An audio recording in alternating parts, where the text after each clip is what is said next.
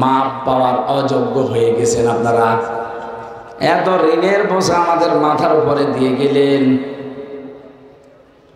এদেশে এখন কেউ জন্ম নিলে 1,10,000 টাকা তার মাথার উপরে ঋণ, মানে জন্মগত ভাবে ঋণী। দেশটাকে ফকলা করে ফেলেছে। একটু দাঁড় করানোর জন্য যারা চেষ্টা চালিয়েছে তাদের প্রতিষ্ঠানগুলো বেনামে নামে বিভিন্ন ধোয়া তুলে সব আত্মসাৎ করলেন। ইসলামী ব্যাংক থেকে এই শয়তানরা 80,000 কোটি টাকা মারিকাটি করেছে। কোন প্রতিষ্ঠান তো সেভাবে বানাতে পারো না, খালি মানুষেরটা নষ্ট করতে পারো। এই প্রতিষ্ঠান তো কত লক্ষ লক্ষ মানুষের কর্মজীবন তৈরি হয়েছিল, এখন ফকলা করে দিলেন আপনি।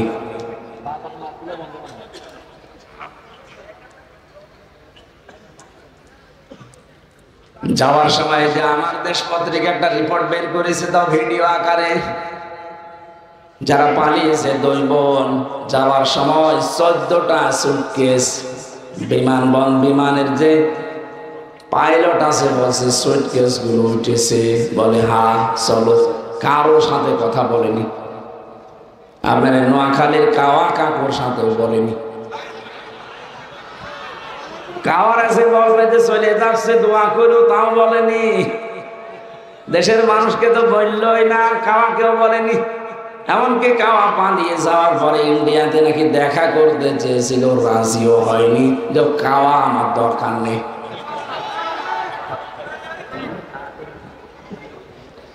যারা এসা করেছেন মাঝে মাঝে আমার চিন্তা হয় এদের জীবনী নিয়েছে কি করলো তারা। আমাল হায়াতুদ দুনিয়া ইল্লা মাতাউল গুরুর। আল্লাহ বলেন পৃথিবীর এই জমিনটা পুরা ধোঁকা। এটা কি পুরাটাই ধোঁকা। বলতে পারেন আমার মা বাবা, হ্যাঁ ওটা আপনার মা বাবা আমার জন্য ধোঁকা। সন্তানাদি, স্ত্রী পুত্র, দুনিয়ার বাড়ি গাড়ি, চাকরি বাকরি, ব্যবসা বাণিজ্য, ক্ষমতা, সব ধোঁকা। আমাদের কুষ্টিয়ার হানিফ সাহেবের পাশে এমনিতেই 50 জন করে বসে থাকতো, অথচ ওই মানুষগুলো এখন এই 5 তারিখের পরে পুরা উঠিয়ে গেছে। এখন তারাই শুকুরের বাচ্চা, কুকুরের বাচ্চা বলে গালি দেয়। ওই হারামির কারণে আজ আমাদের এই অবস্থা। অথচ 5 তারিখের আগে ওরে নবী মনে করে চলতো। Teacher of the message of Islam, Muslim centre, ইসলামের বার্তা প্রচারক। মঞ্চে বসা সম্মানিত ব্যক্তিবর্গ, সামনে বসা মুসলমান ভাইরা, পর্দার আড়ালের সম্মানিতা মা এবং বোনেরা, প্রশাসনের ভাইরা, প্রাণ প্রিয় নোয়াখালীবাসী, বাংলাদেশের 64 জেলার ভেতরে জেলার একটা নাম আছে, এখানে আলেমদের বাস বেশি। কোন এলাকায় আলেম যদি ইন্তেকাল করে পুরা জাতি ওই এলাকা থেকে ধ্বসে যায়। সুতরাং এই এলাকার আলেম ওলামা যারা আছেন তাদের সম্মান মর্যাদা কামনা করছি। ওয়ারফা'না লাকা যিকরাক, আল্লাহ যেন তাদের মর্যাদা আরো বাড়িয়ে দেন। কোরআনে কারীম শোনার কিছু আদব আছে, বলারও আদব আছে। আমি সেইটা সামনে নিয়ে বলতে চাই, আপনাদের ওইটা সামনে নিয়ে শোনা লাগবে। বিশাল আয়োজন করতে গিয়ে এদের একটা বছর, আমার মনে হয় সে 20 সাল থেকে এরা পেছনে লেগে আছে, যখন জেলে গেছি ওই সময় থেকে। যদিও আমার জন্য কষ্ট হয়ে যাচ্ছে, কোথায় সে কুষ্টিয়া, কোথায় নোয়াখালী, আসতে একদিন লাগে। তারপরে অসুস্থ শরীর নিয়ে আজকে প্রায় 3টা হয়ে গেল। কুষ্টিয়ায় সকালে একটা করেছি 8টা থেকে 9টা পর্যন্ত, এসার পরে একটা ছিল কোন জায়গায় যেন কুমিল্লা, আর এই যে এখানে। আমার বাঁচা লাগবে না, আপনারা সাহায্য করেন, সহযোগিতা করেন, আমি যেন কথা বলতে পারি ঘন্টাখানিক ক্লাস আকারে ইনশাআল্লাহ। কথা তো সব শুনেই ফেলেছেন। মাওলানা ইসমাইল সাহেব যখন এখানে কথা বলেছে তখন আবার কি কথা শুনবেন। তারপরে কোরআনের কথা কিয়ামত পর্যন্ত যারাই বলুক শেষ করতে পারবে না। আল্লাহ রাব্বুল আলামিন যার যতটুকু যোগ্যতা আমাদের দিয়েছেন আমরা যেন কোরআনের পেছনে ব্যয় করি। দল মত নির্বিশেষে এই অনুষ্ঠানে যারা এই রাতের বেলা ধৈর্য এবং সহ্য নিয়ে বসে আছেন বলেন আলহামদুলিল্লাহ। কোরআনে কারিম শোনার আদব দুইটা, এক নম্বরে চুপ থাকতে হবে, দুই নম্বরে শুনতে হবে। শুধু শোনা না, ফাস্তামিউ দিয়েছেন আল্লাহ, মনোযোগ সহকারে শোনা লাগবে, কারণ এটা ইবাদত আরম্ভ হয়ে গেছে। এটা কি চলছে? ইবাদত চলছে। দুই নম্বরে আমরা যারা বলতে আসি আমাদের আল্লাহ কিছু দায়িত্ব দিয়েছে। আল্লাহ রাব্বুল আলামিন বলেন ওয়ানসালনা ইলাইকা যিকরা লিতুবাজ্জিনা লিন্নাস মা নুজিলা ইলাইহিম ওয়া লাআল্লাহুম ইয়াতাফাক্কারুন। হে নবী, কোরআন আমি আপনার কাছে এই জন্য দেইনি যে আপনি শুধু সোমাকে মাথার উপরে রেখে দেবেন, না। লিতুবাজ্জিনা লিন্নাস, এটা মানুষের কাছে স্পষ্ট আকারে বর্ণনা দেবেন। কোন মানুষ? লাম শব্দ ব্যবহার করা হয় জীবিত মানুষদের জন্য। লাম শব্দের প্রায় 13টা অর্থ আছে। অন্যতম অর্থ হচ্ছে জীবিত মানুষদের ক্ষেত্রে লাম ব্যবহার করা হয়। এখানে আল্লাহ লিন্নাস দিয়ে জিন্দা মানুষদের সামনে কোরআনের ব্যাখ্যা করার আদেশ দিলেন। দুঃখজনক হলেও সত্য, এই 15.5 বছরটা আমরা জীবিত মানুষদের কোরআন শোনাতেই পারিনি। শোনাতে আসলেই বাধা দিত। আপনি শোনাবেন, শোনান, মরে গেলে পড়েন। যেই লোকটা কোরআনে কারিম শুনতে বাধা দেয় ওই লোকটার বাবা মারা যাক, আমারে ডাক দিয়ে বলবে হুজুর বাপ মরে গেছে, কোরআন পড়ে দেন। তো তোর বাপ তো মরে গেছে, কোরআন পড়ে করবো কি? পড়ে লাভ হয়তো যদি জীবিত থাকতে কোরআন মেনে চলতে পারতো। আমি স্পষ্ট বলছি, মানুষ মারা যাওয়ার পর এই যে বসে বসে যারা কোরআন পড়েন, একটা বানানো নিয়ম। আমি কোন ইসলাম থেকে নিয়েছেন বলেন তো, যে মরে গেলেও সামনে পড়া লাগবে? হাদা বায়ানুল লিন্নাস, এখানে লাম আছে। আল্লাহ বলেন এই বর্ণনা তো জীবিত মানুষদের জন্য অবদান, এটা পথ নির্দেশিকা ও মাউইজাতান, এটা উপদেশ সম্বলিত লিল মুত্তাকিন, যে মানুষগুলো ভয় করে চলে আল্লাহকে। ওরা কোরআন শরীফে যেখানে আপনি কোরআন কেন্দ্রিক কথা পাবেন, কোন জায়গায় মরা মানুষকে আপনি শোনান ইন্নাকা মাইয়িতুন ওয়া ইন্নাহুম মাইয়িতুন, হে নবী আপনি ইন্তেকাল করবেন, ওরাও মারা যাবে। কোরআনে কারিমে সূরা ফাতিরের ভেতরে আল্লাহ বলেন যারা মারা যায় আপনি তাদেরকে কিছু শোনাতে পারবেন না। তো মরে গেলে কোরআন পড়া লাগবে, সিস্টেম তো আমরা চালু করি।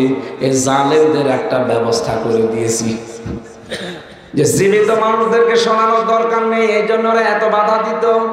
ও মনে করতো যে মরে গেলে তো পড়া হচ্ছে। এই সিস্টেম এখন পাল্টানো লাগবে। এখন কোরআনে কারিম পড়তে হবে, শোনাতে হবে, বোঝাতে হবে, মানাতে হবে জীবিত মানুষদের। প্রথম তিনটার সাথে হয়তো অনেকে আমরা একমত আছি। পড়তে হবে, শুনতে হবে, শোনাতে হবে, মানাতে হবে।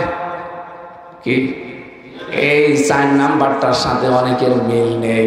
যে বলি কোরআন শুধু পড়লে হবে না, শুধু শুনলে হবে না, মানলেও হবে না, এটা মানাতে হবে। কারণ কোরআনে কারিম যতদিন মানার পরিবেশ তৈরি না হবে, আপনি জিবরাইল ফেরেশতাও যদি নাজিল হয়ে বাংলাদেশে আসে, তাও হালালকে হালাল, হারামকে হারাম জিনিসে মেনে চলতে পারবে না। নবীজির হাদিস মান কোরআনা ফাস্তাজহারাহু, যে ব্যক্তি কোরআন পড়ে আর কোরআনকে এজহার করার চেষ্টা করে। এখানে এজহার মানে শুধু প্রকাশিত করা না, এজহার মানে স্পষ্ট করা না, এজহার মানে বিজয় করা।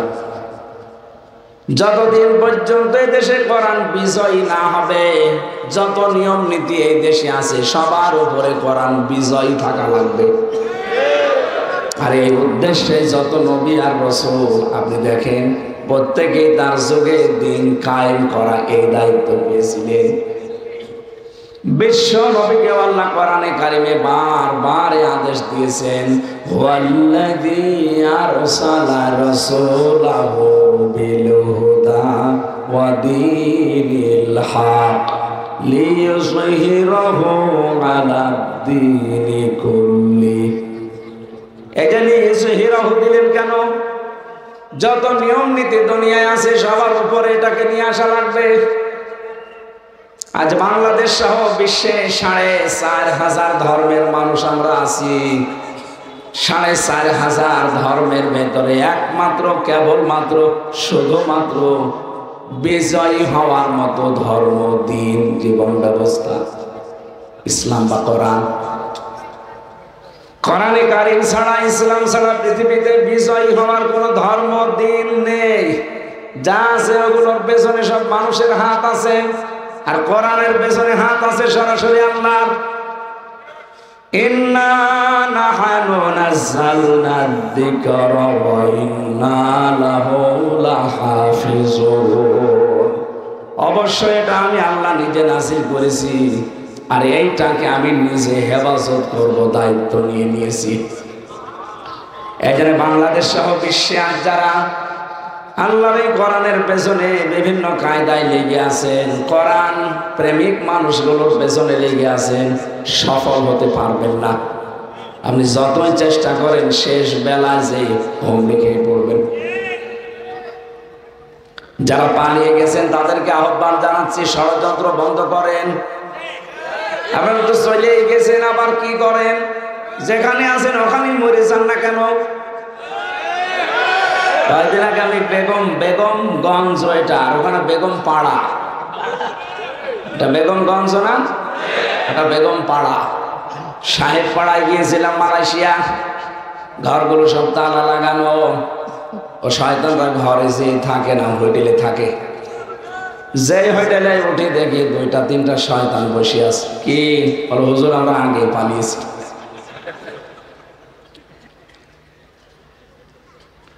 কি করলেন এই টাকাগুলো? বাইরে প্রচারের মাধ্যমে। এখন ঘরেও থাকতে পারেন না, যে এত ভয় আল্লাহ ভেতরে ঢুকিয়ে দিয়েছে। সাহেব পাড়া যে থাকবেন, পিটিয়ে মেরে ফেলবে জনগণ। কয়েকদিন আগের উপর দিয়ে যাচ্ছিলাম, পাইলট আমারে বলছে, হেলিকপ্টারের পাইলট, যে এই যে প্রতিষ্ঠানগুলো এখনো সংস্কার পুরাটা হয়নি। হুজুর আমি তো শয়তানদেরকে বহন করি বেশি। আমার মাঝে মাঝে চিন্তা হয়, যারা টাকা পাচার করেছে, এক একটা বছরে বাংলাদেশ থেকে 42,000 কোটি টাকা পাচার হয়েছে। এই টাকাগুলো পাচার না করে দেশে কর্মসংস্থান তৈরি করত। 36 লাখ যুবক এখন শিক্ষিত, বেকার পড়ে আছে। এই মানুষগুলোর কর্মসংস্থান হয়তো আর ওদের মরণের আগ পর্যন্ত দেশ থেকে কেউ নামাতে পারতো না। শয়তানগুলো টাকা সব পাচার করে করে বিভিন্ন জায়গায়। এখানে যা করেছেন, মাপ পাওয়ার অযোগ্য হয়ে গেছেন আপনারা। এত ঋণের বোঝা আমাদের মাথার উপরে দিয়ে গেলেন। এদেশে এখন কেউ জন্ম নিলে 1,10,000 টাকা তার মাথার উপরে ঋণ, মানে জন্মগত ভাবে ঋণী। দেশটাকে ফকলা করে ফেলেছেন। একটু দাঁড় করানোর জন্য যারা চেষ্টা চালিয়েছে, তাদের প্রতিষ্ঠানগুলো বেনামে নামে বিভিন্ন ধোয়া তুলে সব আত্মসাৎ করলেন। ইসলামী ব্যাংক থেকে এই শয়তানরা 80,000 কোটি টাকা মারিকাটি করেছে। কোন প্রতিষ্ঠান তো সেভাবে বানাতে পারো না, খালি মানুষেরটা নষ্ট করতে পারো। এই প্রতিষ্ঠান তো কত লক্ষ লক্ষ মানুষের কর্মজীবন তৈরি হয়েছিল, এখন ফকলা করে দিলেন আপনি।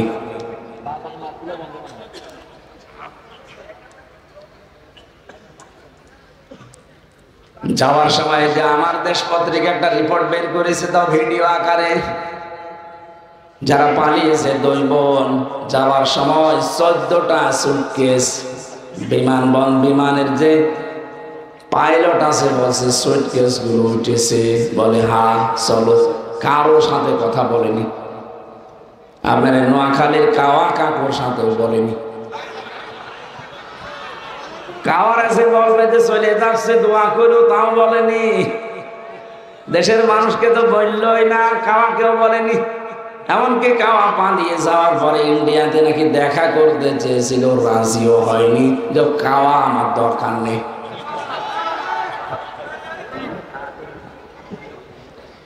যারা এসা করেছেন, মাঝে মাঝে আমার চিন্তা হয় এদের জীবনী নিয়েছে কি করলো তারা। আমাল হায়াতুদ দুনিয়া ইল্লা মাতাউল গুরুর। আল্লাহ বলেন পৃথিবীর এই জমিনটা পুরা ধোঁকা। এটা কি পুরাটাই ধোঁকা। বলতে পারেন আমার মা বাবা, হ্যাঁ ওটা আপনার মা বাবা আমার জন্য ধোঁকা। সন্তানাদি, স্ত্রী পুত্র, দুনিয়ার বাড়ি গাড়ি, চাকরি বাকরি, ব্যবসা বাণিজ্য, ক্ষমতা, সব ধোঁকা। আমাদের কুষ্টিয়ার হানিফ সাহেবের পাশে এমনিতেই 50 জন করে বসে থাকতো, অথচ ওই মানুষগুলো এখন এই 5 তারিখের পরে পুরা উঠিয়ে গেছে। এখন তারাই শুকুরের বাচ্চা, কুকুরের বাচ্চা বলে গালি দেয়। ওই হারামির কারণে আজ আমাদের এই অবস্থা। অথচ 5 তারিখের আগে ওরে নবী মনে করে চলত। আমি নিজেরটা বলছি, যে মাতা অল গরুর, এটা যে ধোঁকা, এটা আমি নিজে বুঝে ফেলেছি। জেলখানায় 3টা বছর আমি ফাঁসির কন্ডেম সেলের ভেতরে ছিলাম, এখানে আমি আরো বেশি বুঝেছি যে দুনিয়া আসলে ধোঁকা। এটা আমার যে পূর্বপুরুষ আছে, আমার বাবা, আমার দাদা, চোখ বন্ধ হোক, দেখেন আপনার সবচেয়ে আপন যারা বলতেন ওরাই পালাবে। আপনার স্ত্রী আপনাকে ভালোবাসে আমি জানি, আজকে মরার ভান ধরে পড়ে থাকেন। লোকজন যদি বলে আপনার স্বামী তো মারা গেছে, যে খাটে থাকেন খাটের নিচে তাকে কবর দেওয়া হবে, জীবনে কোনো বরাজি হবে না। অথচ এই খাটটা তৈরি করতে আপনি বাম হাতের ইনকাম পর্যন্ত করেছিলেন। এই কথা বলবেন না কেন? আমি আশা করছি দুনিয়ার জীবনের টাচ দিলে আপনি বুঝে ফেলেছেন। সুতরাং এই ধোঁকা, এই প্রতারণামূলক জীবনের সন্ধানে নেমে আমরা যেন আসল জীবন হারিয়ে না ফেলি। কারণ তারা ঈমান এনেছিল কিন্তু তাগুত ছেড়ে দেয়নি, তাগুতের সাথে সম্পর্ক রেখে ঈমান এনেছিল। আর যারা তাগুত ছেড়ে দিয়ে ঈমান এনেছে, আপনি তাদের দিকে তাকান। ডক্টর শফিকুল ইসলাম মাসুদ 57 দিন রিমান্ডে ছিল, এরপরও তাকে টলাতে পারেনি। আপনি কয়দিন ছিলেন বলেন তো রিমান্ডে? রিমান্ড বসেন। আমি মাত্র 10 দিন থেকে অসুস্থ হয়ে গেছি, এখন আমি স্বাভাবিক না। ওরা বিভিন্ন যন্ত্র নিয়ে এসে বলতো এটা দিয়ে আমরা নখ তুলে ফেলি। একটা জীবিত মানুষের সামনে যন্ত্রপাতি নিয়ে যদি বলে এগুলো দিয়ে আমরা তুলি, এর সাথে লাগিয়েও দেয় যে খালি টান দেবে। বলেন তো জীবন আপনার ওই সময় থাকার কথা? বিশেষ করে আয়না ঘর, যেটা মিনি আয়না ঘর, আমি তো ছিলাম 10 দিন, বিগটায় যেতে পারিনি। হঠাৎ রাত 12টা 1টার সময় 8-9 জন কালো মুখোশ পরা এসে বলে রেডি হন। কি করবো রেডি হয়ে? তার মানে বলে আপনার শেষ। চোখ বেঁধে দেয়, হাত বেঁধে দেয়, পেছনে গাড়ির ভেতরে ফেলে দেয়, সারা রাত গাড়ি ঘোরায়, কোথায় যে নিয়ে যায় কিচ্ছু জানি না। হঠাৎ রাত 3টা-4টার দিকে চোখ খুলে দেয়, দেখবেন গাজীপুরে জঙ্গলে অথবা ওই মধুপুর টাঙ্গাইল জঙ্গলে। কি এখানে কে বলে দৌড় দে, যেই দৌড় দেবেন পেছন থেকে গুলি করে বলবে ক্রস ফায়ার মরে গেছে। এইরকম ছিল জীবন, হাতে নিয়ে থাকা লাগে। সরাসরি ওসি এসে বলতো আপনার হাত পা এমন ভাবে ভেঙে দেব, সারা জীবন দাঁড়াতে পারবেন না, ভিক্ষা করে খাওয়া লাগবে। বিশাল একটা স্বপ্ন নিয়ে আপনি আছেন, সব চোরমার। এরকম কঠিন মুহূর্তেও টলাতে পারেনি, কারণ ঈমান এনেছে তাগুত ছেড়ে দিয়ে। আর যারা তাগুত ছেড়ে না দিয়ে ঈমান এনেছিল, বাইতুল মুকাররমের ইমাম বানিয়ে দিয়েছে, ভয়ে পালিয়ে চলে গেছে। আপনি বলেন তো, একটা মসজিদের ইমাম সেও পালিয়ে চলে যায়, পরবর্তীতে এসেছিল কিছুদিন পরে ইমামতি নেওয়ার জন্য জোর করে জনগণ জুতা দিয়ে পিটিয়েছে। এরপরে আবার স্ট্যাটাস দেখলাম যে আমাকে জনগণ জুতা মেরেছে কিন্তু আমার গায়ে লাগে না। মানুষের কমন সেন্স কত নিচে নামতে পারে। এত নিকৃষ্ট অপমান করার পেছনে আমি কয়েকটা কারণ পেয়েছি। এরকম হাজারো আলেম, হাজারো ইমাম, হাজারো পীর দেশে ইমানের দাবি করে, কিন্তু তগুত ছেড়ে না দিয়ে যে লোকটা নৌকা মার্কা নিয়ে দাঁড়াতে পারে তার ইমান থাকে কি করে? আমার তো মাঝে মাঝে আয়না ঘরের ওই দৃশ্য মনে হলেই মনে হয় যে এই মানুষগুলো এখনো জালেমকে সাপোর্ট করে। এখনো দেখি অনেকে মোবাইলে স্ট্যাটাস দেয় জালেমের পক্ষে। আপনি মানুষ কি করেছে বুবু আমার পালিয়ে যাওয়া লাগবে, কি করেছে তোমার সাথে তো করেনি, তুমি তো ভালোই মাল কামিয়েছো। আগে কি সুন্দর মাল কামাইতাম আমরা, আসলে মাল কামিয়েছে। ভালো মানুষ বাড়ি থেকে ধরে নিয়ে গেল, আর পরের দিন পেপারে দিল যে আমির হামজাকে আমরা চৌড়াহাট থেকে নিয়েছি। ডাহা মিথ্যা কথা। আমার বাবাকে ডাক দিয়ে বলেছে যে টাকা যদি এক্ষুনি 10 লাখ না দেন 50টা মামলা দেব। ও বেচারা গ্রাম্য মানুষ, এমনি ভয় আছে যে রিমান্ডের কথা শুনেছো, তাড়াতাড়ি দিয়ে দিয়েছে। মাঝে মাঝে আমি আকিস গ্রুপে চাকরি করতাম, ওদের ক্ষতি 32 লাখ টাকা মালিকের কাছে নিয়েছে। যে আমার মালিক সেই দিন বলছিল যে এসে বলে যে টাকা দেন 10 লাখ। কেন? মনে আছে টাকা আমার কাছে পায়, ওর বাবা টাকা রেখে গেছে, সেই টাকা নিতে। 3টা বছরে মামলা এতবার চেষ্টা চালিয়েছে, সিএমএম কোর্ট, জজ কোর্ট, হাইকোর্ট মিলে না হবে না। 30-32 লাখ টাকা তারা খেয়েছে, তারপরও নতুন করে আবার মামলা দিয়েছে। যে একটা ব্যবসা খুলে নিয়েছিল। এই কয়েকদিন আগের কথা, বগুড়া এক মাহফিলে, স্বাধীনের আগে ছিল মাহফিলটা, ওসি আমারে তাড়া দিয়েছে মাঠের ভেতর দিয়ে প্রায় 2 কিলোমিটার।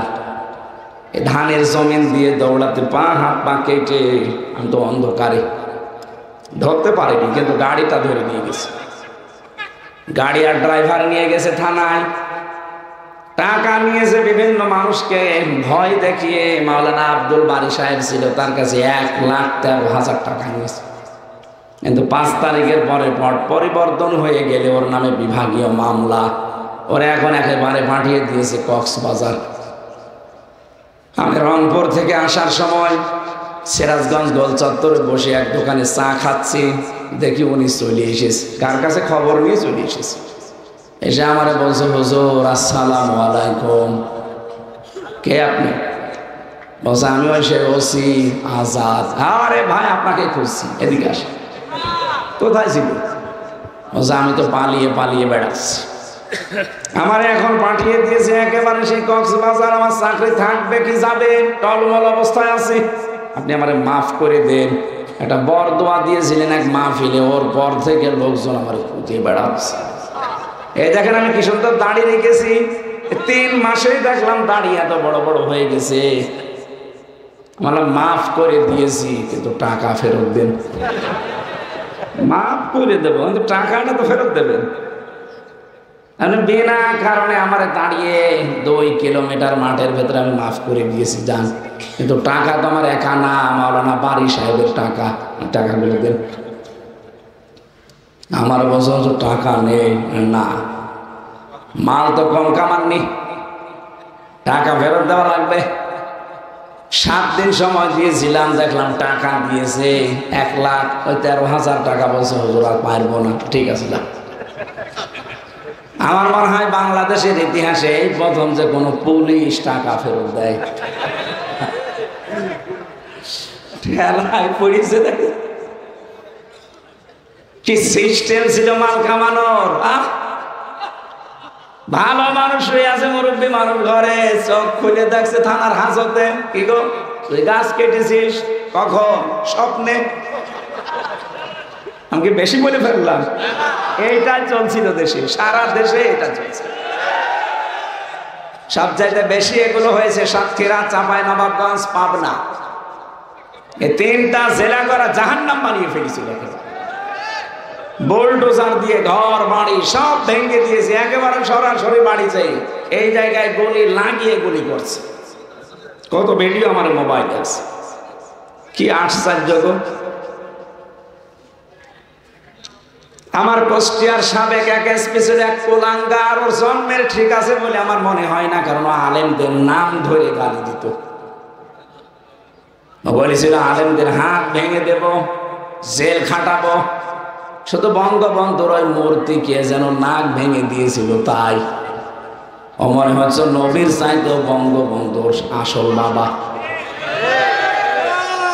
এখন দুইটা মার্ডার মামলার আসামি ধরা পড়েছে 3 দিন আগে। আমার মনে হয় ওরে এক্ষুনি 4-5টা ডিম দেওয়া দরকার। শয়তান সব বলে ফেলবে কেন কেন কি করেছে, আর এই সচিবালয়ে আগুন লাগার পেছনে কারা দায়ী সব বলতে পারবে। আলেমদের বিরুদ্ধে যারাই অবস্থান নিল আমি একটা কেউ ভালোভাবে যেতে দেখছি না। কালামানিকের কি অবস্থা, কলার পাতায় শুয়েছিল, এমনকি ওর বিসিও উড়ে গেছে। আপনি যে জিজ্ঞাসা করেন, আমি যেখানে ছিলাম তার পাশের রুমেও আছে। এখন কারারক্ষীর সাথে মাঝে মাঝে আমার তো দেখা হয়, বছর বছর রাতের বেলা শুধু কাকায়, বিসি নেই। তোর বউ থাকবে,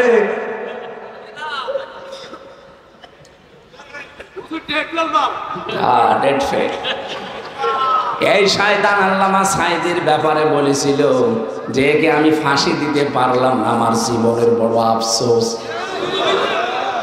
এবার ফাঁসি দে। আমার নোয়াখালীবাসী, বাংলাদেশের 64 জেলার ভেতরে নোয়াখালী, কুমিল্লা মানুষ এমনি আপনাদের ভালোবাসে, কারণ এখানে বললাম না আলেমরা বেশি বাস করে। কিন্তু আবু জেহেল যেখানে ছিল, নবীজি ওই জায়গায় ছিল। এখানে আলেম থাকলে কি হবে? মাওলানা ইসমাইল, মাওলানা ময়নুল, মাওলানা রফিকুল্লাহ আফসারি, পাশাপাশি শয়তানও বড় বড়। এখানে আলেম যেমন বড় বড়, শয়তানও বড় বড়। কি কথা বলতো, কথাবার্তা শুনলে আমার মনে হয় মানুষের সব কিছু গরম হয়ে যেত। মরণের ঘর থেকে আল্লাহ ঘুরিয়ে নিয়ে আসলে একটু শুকরিয়া আদায় কর না। আবার পেছনে লিখেছে ইসলামের, আবার পেছনে লিখেছে মানবতার। তুই মরণের তো আজরাইল দেখে আসলি না সিঙ্গাপুর থেকে? কি অবস্থা তুই দেখলি, তোর চেহারা দেখলে মানুষ ভয় পেত। আল্লাহ একটু সুস্থ করে একটু শুকরিয়া আদায় কর না। ও শয়তানের বৃদ্ধি মনে আছে আরো বেড়েছিল। দুনিয়াকে যারা টার্গেট বানিয়ে দেয়, মহান আল্লাহ তাদের আখিরাত নষ্ট করে দেয়। ইন্নামা নুমলি লাহুম লিয়াজদাদু ইসমা ওয়া লাহুম আযাবুম মুহিন। মানুষের পাপের বোঝা যখন পরিপূর্ণ হয়ে যায়, আল্লাহ পাক বলেন ওকে আমি অপমানজনক শাস্তি দেই। আমি বাংলাদেশের সাথে একটা আয়াতের হুবহু মিল পাচ্ছি। এখন সূরা নমল 20 নম্বর পারা, না 19 নম্বর পারার 20 নম্বর পৃষ্ঠা 7 নম্বর লাইনের 52 নম্বর আয়াতের। আপনি বাড়িতে একটু বাংলা অর্থ আর তাফসীর মিলাবেন। এই বাংলাদেশের সাথে খাপের খাপ, মুমতাজের বাপ মিলে যাবে। একটু দেখেন তো আমার কাছে। ফাতিল কাবয়তুহুম খাবিয়াতান বিমা যালামু। আল্লাহ বলেন এই সেই ঘরগুলো, আল্লাহ বাইতুন না দিয়ে বয়ুত বহুবচন দিয়েছেন।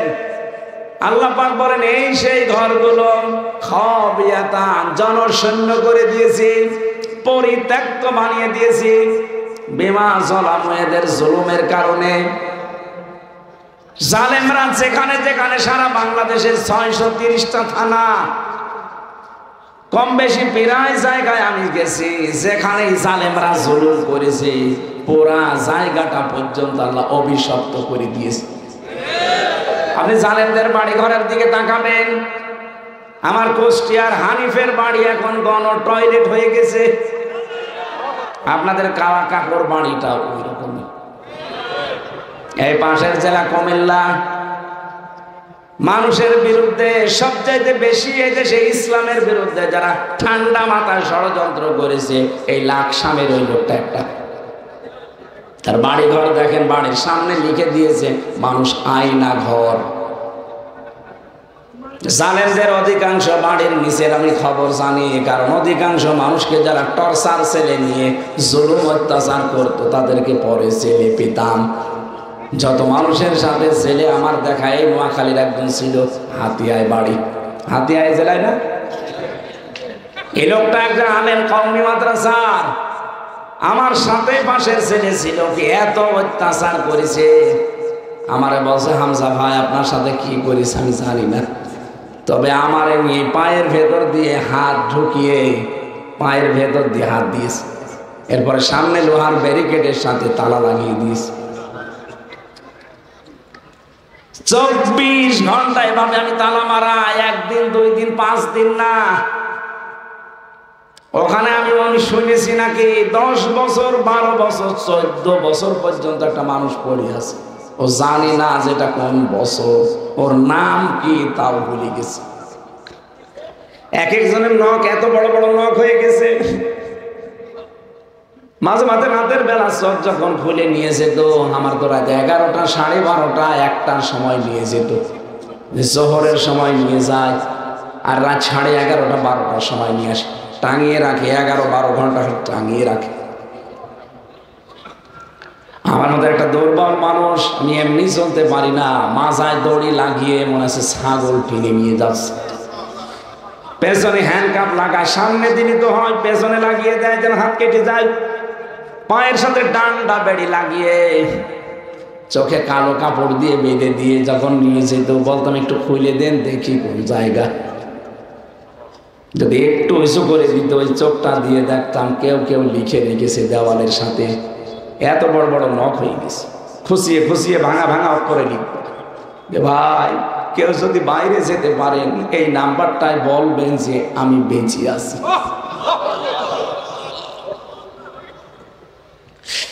1.5 মিনিট 2 মিনিট সময় দেয় 24 ঘন্টার ভেতরে টয়লেট করার। আরে ভাই বসতে বসতে তো 1 মিনিট চলে যায়। সকালবেলা আসে 9টা 10টার দিকে কয়েকটা পচা ছোলা নিয়ে, পারলে খান না পারলে ফেলে দেন। দুপুর বেলা 1 মুঠ ভাত দেয়, তা মনে হচ্ছে কেউ মাখিয়ে দিয়েছে। এ কঠিন পরিস্থিতি আপনি তৈরি করেছিলেন। বড় বড় বিগ যেগুলো আয়না ঘর আমি শুনেছি প্রত্যেকটার সাথে তল দিয়ে সুড়ঙ্গ করে ভারতের সাথে লাইন করা আছে। বেশি ঝামেলা করবেন মেরে ওখান থেকে পাঠিয়ে পরে পশু পাখির খাবার বানিয়ে দেবে। বহু মানুষকে আমার সামনে বলেছে যে আমরা বহু মানুষকে মাছের খাবার বানিয়ে দিয়েছি। বহু মিথ্যা কথা আমাকে দিয়ে লিখিয়েছে যে এগুলো বলবেন আদালতে, না একটা কথা আমার না, সব জামাত ইসলামের বিরুদ্ধে, আকিস গ্রুপের বিরুদ্ধে, না এগুলো আমার বলা সম্ভব না। বলছে যদি না বলেন আপনার বউ তুলে নিয়ে আসবো। চরিত্র কত নিচে নামলে কথা বলতে পারে একজন আলেমকে বলেন তো। হ্যাঁ একটা হিন্দু আমি পাইনি, রিমান্ডে যত অফিসার পেয়েছি সব মুসলমানের নাম। জনাব আতিকুল ইসলাম ভইয়া, শেখ ইমরান হুসাইন, আসাদুজ্জামান, জাহিদ হাসান, মিজানুর রহমান, মনির খান, একটা কি হিন্দু? অথচ আল্লাহর ভুল ধরত। রিমান্ডে আমার মামলার প্রশ্ন আমাকে করেন না। কোরআন শরীফের একটা আয়াতের বাংলা বলার পর বলতো না এটা আমার আল্লাহ ঠিক হয়নি। বলেন আল্লাহর যারা ভুল ধরতে পারে আমারে তারা ছাড়বে? আল্লাহ বলেন জালেমদের এই বাড়ি পর্যন্ত আমি অভিশপ্ত বানিয়ে দিয়েছি। এখানে এখন দেখবেন খাওয়াতান জনশূন্য হয়ে গেছে। এ পর্যন্ত আল্লাহ শেষ করেননি, এর পরের অংশ আমাদের জন্য। ইন্না ফি যালিকা লায়াতান লিকাউমিন ইয়ালামুন। লামে তাকিদ আছে, অবশ্যই এর ভেতরে শিক্ষা আছে যারা জ্ঞানী তাদের জন্য। এখান থেকে আমাদের শিক্ষাটা কি? এত বড় জুলুম করে আল্লাহ কিন্তু ছাড় দিয়েছিলেন, কিন্তু ছেড়ে দেন। কথা বলেন না কেন? আগামীতে যারা চেয়ারে বসবেন 5 বছরের জন্য, অনেকে কিন্তু আশা করে বসে আছেন, থালা হাতে পায়, দেখেন কি করে, কি করবেন। বিভিন্ন কায়দা তো আরম্ভ অনেকে করে দিয়েছেন। সাবধান, যদি একবার থালা পেয়ে আবার ওই জালেমদের মতো শুরু করেন, 5 বছর পরে আপনার বাড়িও গৃহহীন হয়ে যাবে, ওইটাও জনগণের টয়লেট হবে। এই জন্য সতর্ক করছে, বিশেষ করে আমাদের প্রতিবেশী নামে কলঙ্ক। তামাম দুনিয়ার নিকৃষ্ট জাতি হিসাবে এখন পরিচিত ওই উগ্রপন্থী হিন্দুরা। আপনি ইন্টারনেট গুলো দেখেন, মাইক্রোসফট এবং ভয়েস অফ আমেরিকার যতগুলো তথ্য আমি নিজে নিজে দেখেছি, প্রত্যেক জায়গায় একটা তো মুসলমান না, প্রত্যেকে অমুসলিম। তামাম দুনিয়া দিয়ে তারা 257টা রাষ্ট্র নিয়ে জরিপ করে, তামাম দুনিয়ায় জরিপ হচ্ছে এখন এইটা, পৃথিবীর সবচাইতে বড় মিথ্যুক জাতি এই হিন্দুরা। সব হিন্দু না, উগ্রপন্থী যারা মোদির ভক্ত তারা। 2 নম্বরে বাংলাদেশ সম্পর্কে মাইক্রোসফট এরা রিপোর্ট দিয়েছে, এই বাংলাদেশে এতদিন পর্যন্ত যারা দায়িত্বে ছিলেন, স্বাধীনতার পর থেকে আগস্টের 5 তারিখের পর থেকে 4 মাস সবচাইতে বেশি হিন্দুরা শান্তিতে আছে। অথচ তাদের কাজ কারবার দেখছেন কি করছে তারা, প্রতিবেশীর নাম নিয়ে আল্লাহর ঘর গুলো। আজকে একটা ঘর ভেঙেছে মসজিদ, 1500 বছর আগে আপনার বাপ দাদারা আল্লাহর ঘর কাবা শরীফ ভাঙতে এসে কাজ মাকুল হয়ে গেছে। কথা বলেন না কেন? আপনাদেরকে আমি সতর্ক করছি, কারণ প্রতিবেশী এখনো কিন্তু আল্লাহ আবাবিল পাঠাতে ভুল করবেন না। সারা বিশ্বের মানুষেরা মাটির নিচে কেউ তেল পায়, কেউ গ্যাস পায়, কেউ স্বর্ণ পায়, কেউ লোহা পায়, আরো শয়তানরা খালি মন্দির পায়। বলে না, এখানে 500 বছর আগে মন্দির ছিল। এই এলাকাকে 850 বছর মুসলমানরা শাসন করেছে। আমাদের ধর্মে বাড়াবাড়ি নেই, জবরদস্তি নেই, তাই নাই যদি এগুলো থাকতো আপনাদের মতো 850 বছর আমরা শাসন করেছি, একটাও হিন্দু থাকার কথা ছিল না। পৃথিবীর ইতিহাস দেখাতে পারবেন যে কোন মন্দির ভেঙে আমরা মসজিদ বানিয়েছি? বলেন। এখন যদি বলি ঢাকার স্বামীবাগের ইসকন মন্দির, এটা 1000 বছর আগে মসজিদ ছিল, ভেঙে ফেলি, কি করবেন আপনি? এখানে 96% মুসলমান। আমাদের ধর্মে জোর নেই, জবরদস্তি নেই, এই জন্য আমরা কিছু বলি না। এতদিন যাই করেছেন, আমাদেরকে মেরেছেন, আমরা কিছু বলিনি, কিন্তু এখন আপনারা আল্লাহর ঘরে হাত দিয়ে আরম্ভ করেছেন। গজব আসলে শুধু আপনারা মরবেন না, প্রতিবেশী হিসাবে কিছুই যদি না বলি, আল্লাহ আমাদেরকেও ছাড়বেন না। আশা করবো আপনারা এই মারাত্মক অপরাধটা বন্ধ করবেন।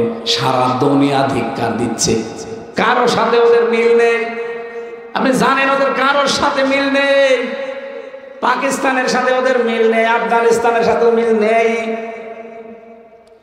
ভুটানের সাথে নেই, মালদ্বীপের সাথে নেই, নেপালের সাথে নেই, মায়ানমারের সাথে নেই, বাংলাদেশের সাথে ছিল এতদিন কন্যার কারণে, কন্যা নেই, মিল নেই। চীনের সাথে ওদের মিল নেই।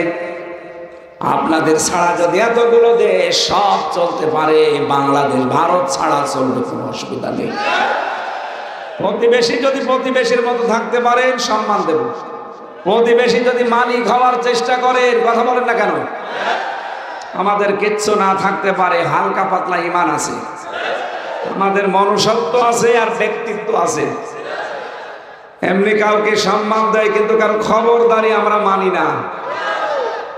আমাদের স্বাধীন দেশ, স্বাধীনভাবে চলতে দেন, নিজেরাও স্বাধীন মতো থাকে। কারো সাথে তো মিল নেই আপনাদের।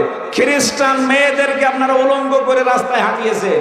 ডোনাল্ড ট্রাম্প এমনি রেগে গেছে, সে একজন খ্রিস্টান। সে কয়েকদিন আগে ঘোষণা দেয়নি যে আমি জানুয়ারির 20 তারিখে শপথ নেব, ভারতীয় 16 লাখ আমার দেশে আছে, সব ফেরত পাঠাবো। দাদা, আপনার কিন্তু ধুতি আর পরার সময় পাবেন না। একবারে যখন 16 লাখ চলে আসবে, এদিকে বাংলাদেশের সাথে আপনার সব কাট। আমরা এখন ব্যবসা করছি পাকিস্তানের সাথে, তুরস্কের সাথে, চীনের সাথে। আপনার আলু পেঁয়াজ সব পচতেছে এই মিথ্যা কিছু সংবাদ পরিবেশনের কারণে।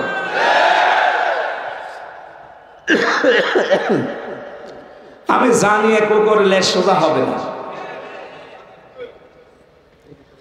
এরপরও সতর্ক করার কথা ছিল, আমরা করলাম। আপনার মনে যা লাগে এখন আপনি তাই করেন। সম্মানিত ভাইরা, এই জন্য জীবিত মানুষদের যে নাম নিয়ে আমি এ পর্যন্ত এসেছিলাম, 15.5টা বছর আমরা জীবিত মানুষদেরকে তাফসীর শোনাতে পারিনি। শোনালেও 14 রকমের জায়গায় পারমিশন নেওয়া লাগতো, কিন্তু এখন আল্লাহ পুরা উল্টিয়ে দিয়েছেন। এখন জীবিত মানুষদেরকে শোনাতে হবে এবং মানানোর পরিবেশ আমরা তৈরি করতে চাই। কারণ মানার পরিবেশ যতদিন না হবে, আপনি যত বড় ইমাম হন আর কাবা শরীফের ইমামও যদি এসে বাস করেন, হালালকে হালাল হারামকে হারাম জেনে মানতে পারবেন না। কত পুলিশ এখনো ঘুষ খায় না? কথা বলে না কেন? এই জন্য খায়, কারণ হালালকে হালাল হারামকে হারাম জেনে তারা মানতে পারছে না। ও ঘুষ খাবেন আর উপরে এখনো শয়তান বসে আছে। এটা বন্ধ করার জন্য সবাই ঐক্যবদ্ধ হওয়া লাগবে। আমির জামাত ডক্টর শফিকুর রহমান এইটাই চাচ্ছে। আমি ক্ষমতা চাই, ক্ষমতা আমাকে দেন, আমার কোনো দরকার নেই। আমি 4 দিন তার সাথে এক ঘরে ছিলাম জেলখানায়। লোকটার ভেতরে ইখলাস আছে, এই লোকটার আল্লাহর প্রতি তাওয়াক্কুল এত বেশি, এমনি তার কথার এত তাসির হয় না। আপনি তো ভগর ভগর করে 8 ঘন্টা বকেন, কেউ তো কুকুরও শোনে না। আর তার 2 মিনিটের কথা আরশ পর্যন্ত আল্লাহ পৌঁছিয়ে যায়। কথার ভেতরে এগুলো তৈরি করতে হলে ভেতরে মাল থাকা লাগে। তার এক একটা সেজদা আধা ঘন্টা 45 মিনিট কেটে যায়, আপনি 1 মিনিটও সেজদা দেন না। আল্লাহর সাথে আপনার কোনো সম্পর্ক আছে? আমরা চাচ্ছি এরকম কিছু মানুষ আসুক। গাইবান্ধায় আমিরে জামাতের আগে একজন হিন্দু পুরোহিত ঠাকুর, সে বলেছে এই লোকটা যদি রাষ্ট্রপতি হয় আমরা সবচাইতে বেশি নিরাপদে থাকবো। হিন্দু যদি আশা করতে পারে, আমাদের কি হয়েছে? আমরা চাই এরকম কিছু মানুষ যাক, 151 জনের মতো, যারা যে কোরআনের 4টা আইন পাশ করবে।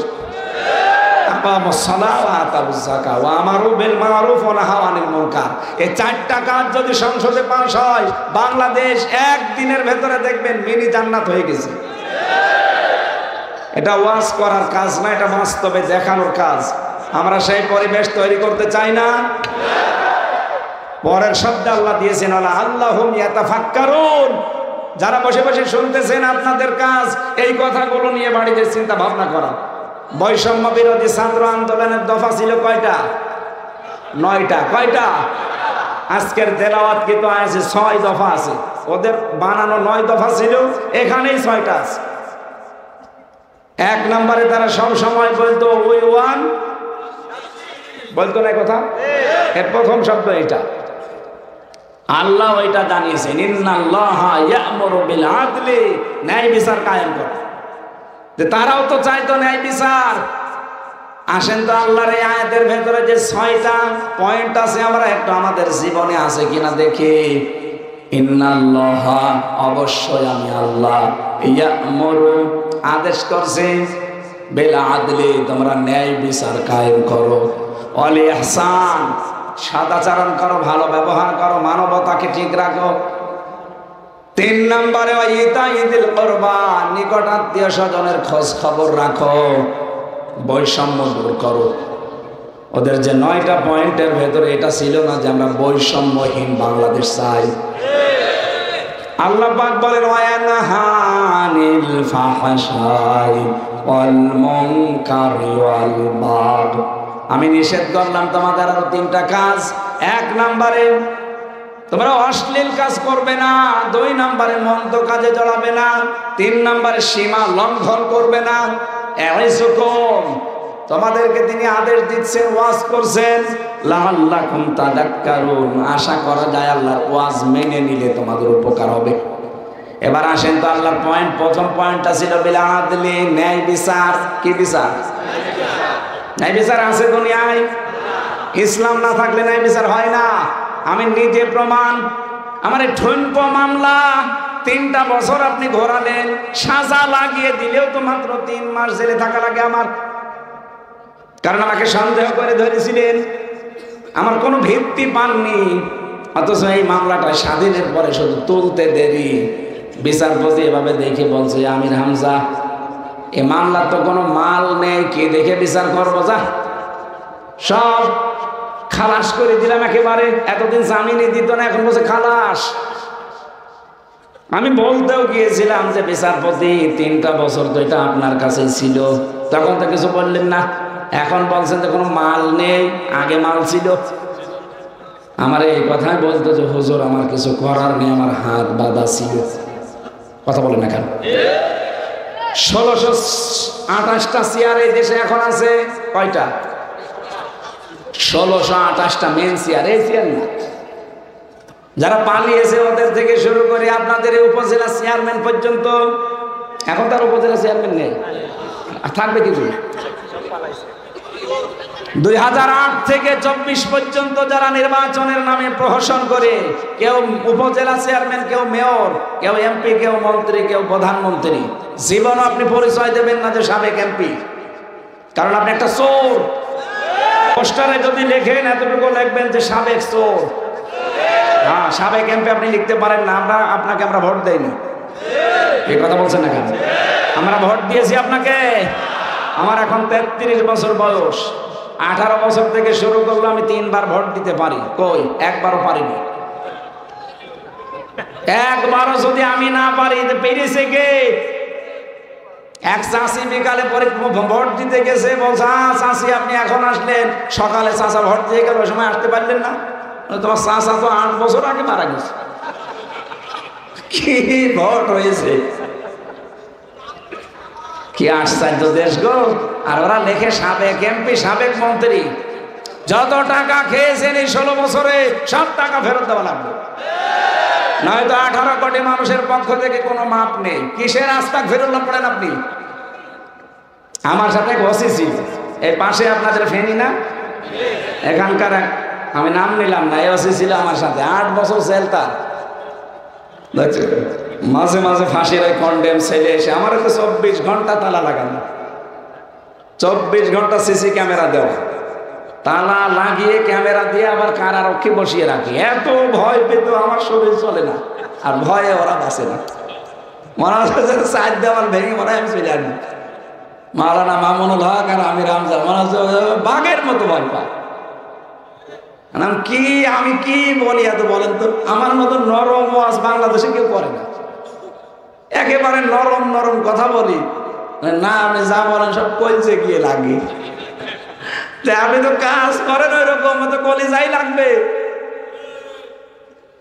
আমার এসে বলছে হুজুর আমি একটা তওবা করেছি, দেখেন তো আমার তওবা কত দূর গেল। সেই নির্বাচনে আমি রাত 12টার পর থেকে ভোট কাটা আরম্ভ করেছিলাম। আমার যা দলবল আছে এদেরকে নিয়ে একেবারে ফজরের আজান পর্যন্ত বাক্স ভর্তি করে জায়গা মতো সবগুলো পাঠিয়ে দিলাম। এবার পবিত্র হওয়ার জন্য গোসল করলাম, ওযু করে 2 রাকাত নফল নামাজ পড়ে বললাম আস্তাগফিরুল্লাহ। ওদের আমার তওবা কত দূর না, কত দূর না, মাথার উপরও যায়নি। কিসের তওবা? আপনি কি আল্লাহর কাছে দোষ করেছেন যে আস্তাগফিরুল্লাহ পড়ছেন? আপনি দোষ করেছেন হামজার কাছে। আর কথা বলেন না কেন? 3.5 লাখ 4 লাখ হামজা লাগে একটা এমপি বানাতে, আর আপনি একাই বানিয়ে ফেললেন। আপনি যদি মাপ পেতে চান, জেল থেকে যদি কোনোদিন ছাড়া পান, তাহলে ওই এলাকায় আপনি তো দায়িত্বে ছিলেন ফেনীর, এখানে 2.5 লাখ 3 লাখ 4 লাখ মানুষের যাদের ভোট আপনি কেটে কেটে নিজে ভরিছেন, তাদের কাছে যাবেন, তাদের কাছে স্বীকার করবেন। ওরা যদি বলে ঠিক আছে মাফ করতে পারে, 2টা করে লাথি দেব, তাই লাথি যা বলবে তাই করা যাবে। কারণ মানে তওবার নিয়ম হচ্ছে অপরাধ যার কাছে স্বীকার করবেন। কিন্তু বাংলাদেশের মানুষ এটা উল্টিয়ে ফেলেছে। এই দেশে জমি জায়গা মারে, এই দেশে টাকা পয়সা মারে, আর কাবার গিলাপ ধরে বলে মাফ করবে। তো টাকা মারলে নোয়াখালী, আর কোথায় যে কি করিস?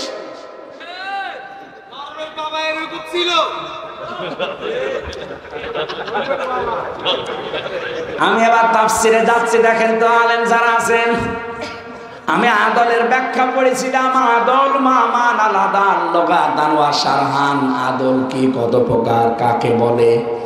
তাফসিরে ফি জিলালিল কোরআন সাইয়্যিদ কুতুব লিখেছেন আদল প্রধানত 3 প্রকার। কয় প্রকার? 3 প্রকার। এই আয়াতটা নাযিল হওয়ার ঐতিহাসিক যে প্রেক্ষাপট, হযরতে উসমান ইবনে মাযউন রাদিয়াল্লাহু তাআলা আনহু, ওরা আরব জাহানে ওই সময় 3 জন উসমান ছিল। একজনের নাম উসমান ইবনে আফফান, যেটা নবীজির জামাই। বিশ্ব নবী তাকে এত বেশি পছন্দ করেছিলেন, একটা মেয়ে মারা যাওয়ার পরে আর একটা বিয়ে দিয়েছিলেন। নবীজি মাঝে মাঝে বলতেন, আমার যদি মেয়ে আর একটা থাকতো আমি আর একটা উসমানকে দিয়ে দিতাম। এখানে যারা আমরা জামাই আছি, এখানে একটা শিক্ষা আছে। নবীজির দুইটা মেয়ে দিয়ে আর একটা দিতে চায়, কি জামাই পেয়েছিলেন? আমরা জামাই, শ্বশুর শাশুড়ি একটা দিয়ে টেনশন আছে যে এটা বাদ নিয়ে নেব না। আমাদের জামাই, আমরা যারা আসলে ওরকম জামাই হতে পারিনি, কি জামাই পেয়েছিলেন বিশ্ব নবী, নিজের 2টা দিয়ে আর একটা দিতে চান। ইনি একজন ছিলেন উসমান ইবনে আফফান রাদিয়াল্লাহু তাআলা আনহু, আর একজন সাহাবী বহনকারী কাবার, তার নাম উসমান ইবনে তালহা। এখন যিনি বর্ণনা দিচ্ছেন ইবনে কাসির থেকে, শানে নজুলের ভেতরে যার নাম বললাম উসমান ইবনে মাযউন, নবীজি কাবার এই যে হাতিমের সাথে হেলান দিয়ে বসে আছেন, লোকটা সামনে দিয়ে যাচ্ছিল। বিশ্ব নবী তাকে ডাক দিলেন, এদিকে আসো। হঠাৎ করে তাকে ডাকে পাশে বসালেন, কথা বলবেন তো, জিজ্ঞাসা করবেন যে কি খবর, না, তাকে ডাক দিয়ে পাশে বসিয়ে নবী অন্যদিকে ঘুরে ফেলেছেন। হঠাৎ মনে হচ্ছে কার সাথে তিনি কথোপকথন করছেন। 1টা 2টা না, কয়েকটা কথার তিনি মনের জবাব দিলেন এভাবে।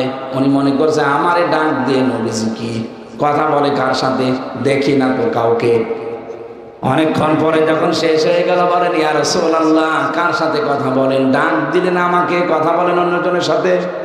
নবীজি বলেন, এই মাত্র জিবরাইল আমাকে 6টা আদেশ দিয়ে একটা আয়াত নাজিল করে শুনিয়ে গেল।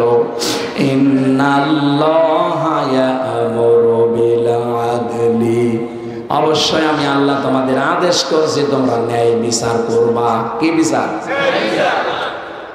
আদলের প্রথম অর্থ, আল্লাহর সাথে আপনাকে আদল করা লাগবে। 2 নম্বরে রাসূলুল্লাহর সাথে আদল করা লাগবে। 3 নম্বরে সৃষ্টি জগতের সাথে আদল করা লাগবে। আল্লাহর সাথে আদল হচ্ছে যে স্বীকৃতি আপনি দিয়ে এসেছেন, আলাস্তু বিরাব্বিকুম, সঙ্গে সঙ্গে আমরা বলেছিলাম ক্বালু বালা। কথা বলেন না কেন? এই স্বীকৃতি যারা দিয়েছেন, ওইটা যেন দুনিয়ায় আপনি ঠিক রাখেন। আপনি কিন্তু রবের স্বীকৃতি দিয়েছেন। পৃথিবীতে কেউ যদি রব আল্লাহকে মেনে চলতে পারে, কবরে সে বলতে পারবে রব্বি আল্লাহ। দুনিয়াতে রব আল্লাহকে মানতে হলে 5টা বিষয় লক্ষণীয়। কয়টা? 5টা। আপনি 5টা মানেন কিনা তাহলে দেখেন। যদি মানতে পারেন, কবরে আপনি বলতে পারবেন রব্বি আল্লাহ, আমার রব আল্লাহ ছিল। 1 নম্বরে রব মানে সৃষ্টিকর্তা, 2 নম্বরে রব মানে পালনকর্তা, 3 নম্বরে রব মানে মাবুদ, 4 নম্বরে রব মানে আইনদাতা, 5 নম্বরে রব মানে অভিভাবক। এই 5টা বিষয় দুনিয়াতে যদি সত্যি মানতে পারেন, কবরে যেতে দেরি ফেরেশতা প্রশ্ন করলে মার রব্বুকা, রব্বি আল্লাহ বলে ফেলতে পারবেন। তাহলে আল্লাহর সাথে আদল হবে আমাদের রবকে দুনিয়াতে ঠিক রাখার মাধ্যমে। প্রথম অর্থ বলেছিলাম সৃষ্টিকর্তা হিসাবে আপনারা আল্লাহকে মানি কিনা? আমাদের সৃষ্টিকর্তাকে আরো জোরে বলেন। আমাদের লালন পালন করেন কে? নাকি আমার চাকরি, আমার ব্যবসা, আমার বাণিজ্য? না, এ বিশ্বাস যার ভেতরে যত দৃঢ় হবে, দুনিয়া সম্পর্কে তত বেশি গাফিল হয়ে যাবে। ওর ভেতরে এমন মজবুত ঈমান তৈরি হবে, লাং ফিসমা লাহা, কোনদিন ওই মানুষকে আপনি টলাতে পারবেন না। আমি বায়ান করার প্রথম 4-5 মিনিটের ভেতরে কিন্তু এই পয়েন্টটা বলেছিলাম, কেউ যদি ইবাদত করতে চায় তার আগে তার শর্ত সে ঈমান আনবে, ঈমান আনতে চায় তার শর্ত সে তাগুত ছাড়বে। তাগুত ছেড়ে যারা ঈমান আনে এই মানুষগুলো ঈমান আর টলে না, আর তাগুত ছেড়ে না দিয়ে ঈমান আনলে কিছু হলে তার ঈমান নষ্ট। এটা একেবারে বাস্তব উদাহরণ বললাম। ওনাকে 57 দিন রিমান্ডে, যেভাবে পৃথিবীর ইতিহাসে এভাবে কাউকে আমাদের এই জামানায় কাউকে মেরেছে আমি পাইনি। এখনো পর্যন্ত এই গিরাগুলো ওনার ব্যথা করে। দেলাওয়ার ভাইয়ের লজ্জা স্থানের ভেতরে ফোটা করে এই যে ঢুকিয়েছিল, তার গরম করে আগুন দিয়ে একেবারে লাল টকটক করে ওইটা লজ্জা স্থানের ভেতরে ঢুকিয়েছে। তার পুরুষাঙ্গ পর্যন্ত নষ্ট হয়ে গিয়েছিল। আল্লাহ মানার মেহের পানি করে বাঁচিয়ে দিয়েছে তারে। কত বড় কঠিন পরিস্থিতি, আমি তো নিজে সাক্ষী। আমারে বলতো মাঝে মাঝে যে দেলাওয়ারকে এইভাবে পিটাতাম, এইভাবে লাথি দিতাম, ফুটবলের মতো পিটিয়েছি পুরা ঘরের ভেতরে। আমার গায়ে হাত তোলেনি, কিন্তু আমার টাঙিয়ে রেখেছিল। আমার মাজা ওই দিন থেকে ব্যথা, এই দেওয়ার ভেতরে এখনো পর্যন্ত আমি স্বাভাবিক হতে পারিনি। কত কঠিন পরিস্থিতি তৈরি করেছিল এই মানুষগুলোর উপরে। এক চুলও টলাতে পারেনি, এক চুলও টলাতে পারেনি। আর যে মানুষগুলো তাগুত ছেড়ে না দিয়ে ঈমানের দাবি করতো বিশাল বিশাল জোব্বা গায়ে দিয়ে, মনে তো জান্নাত থেকে পালিয়ে এসেছে, অথচ ঝড় পাল্টালে ঈমান হারিয়ে গেছে। ঝড় উঠে এসেছে কুমিল্লা, এই নোয়াখালী ওর বাতি নিভে গেছে। আল্লাহর সাথে যদি আদল আপনি করতে চান, এই 5টা বিষয় দুনিয়ায় মানেন কিনা আপনি দেখেন। 3 নম্বরে বলেছিলাম মাহবুদ, রব মানে যিনি ইবাদত পাওয়ার যোগ্য, তার ইবাদত করা লাগবে। 4 নম্বরে রব মানে আইনদাতা, আপনি কার আইনের পেছনে ঘোরেন? আপনি তো আদল করতে পারছেন না, আল্লাহর সাথে 100 ভাগ ধরা খাবেন। আলা আলাহুল খালকু ওয়াল আমরু, সৃষ্টি যার, আইন চলবে তার। সুতরাং আল্লাহর আইন বাদ দিয়ে বাংলাদেশে মানুষের তৈরি করা আইন যারা কায়েম করতে চায়, এরা আল্লাহর সাথে শিরিক করছে। কথা বলেন। বাংলাদেশে 96 ভাগ মুসলমান, শুধু আদমশুমারিতে আর ভোটার আইডি কার্ডে, আর শুধু মুসলমানই দেওয়া আছে, খাতনা করা আছে। তাছাড়া আমার মনে হয় মুশরিকের দিক থেকে যদি এখন জরিপ করা যায়, এদেশে 100 ভাগের প্রায় 70-80 ভাগ মুশরিক বের হবে। যদিও এখন নিয়ম পাল্টাচ্ছি। আগস্টের 5 তারিখের আগে আমরা জানতাম এদেশে মাত্র 100 জনের 15 জন কোরআন কায়েম হোক তারা চাইতো। এখন এই 3 মাসের ব্যবধানে 100 জনের 58 জন মানুষ চাচ্ছে কোরআন কায়েম হোক। না, তো ঝামেলা হলে কথা বলা তো সমস্যা। একটা কিছু দিয়ে বাতাস দেওয়া যায় না, এটা দিয়ে 1-2 মিনিট দেন তো, মানে ঘেমে যাচ্ছে তো এই কারণে। হ্যাঁ, আপনি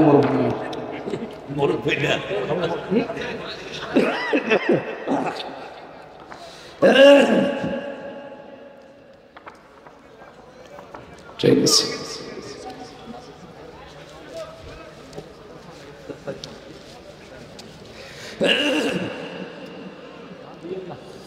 এখন ঘুমানো দরকার আর রেস্টে থাকা দরকার। এইভাবে মানে ঘোড়ার মতো ছুটে বাড়ালে শরীর ভালো হয়। মেলা রাত হয়ে গেছে। আদলের 2 নম্বর অর্থ রাসূলুল্লাহ। রাসূলুল্লাহর আদর্শ প্রতিষ্ঠা করার মাধ্যমে আদল দেখানো যায়। 3 নম্বরে আদল সৃষ্টি জগতের সাথে। এই সৃষ্টি জগতের ভেতরে আমরা আরম্ভ করেছিলাম তাফসীর থেকে, মানুষের সাথে আদল। ন্যায় বিচার মানুষের কাছে প্রতিষ্ঠা করার দরকার আছে না? আল্লাহর প্রথম নির্দেশ এইটা। এই 54 বছর পার হয়ে গেল, ন্যায় বিচার কি খালি শুনেছি, কোনোদিন দেখিনি। আর যেটা দেখি নাই সেটা শুনেছি। হযরত ওমর ন্যায় বিচার করেছিলেন, নিজের ছেলেকে পর্যন্ত ছাড় দেননি। ওইরকম একটা পরিবেশ আমরা দেখতে চাচ্ছি এই চর্মচোখে। আপনারা চান না?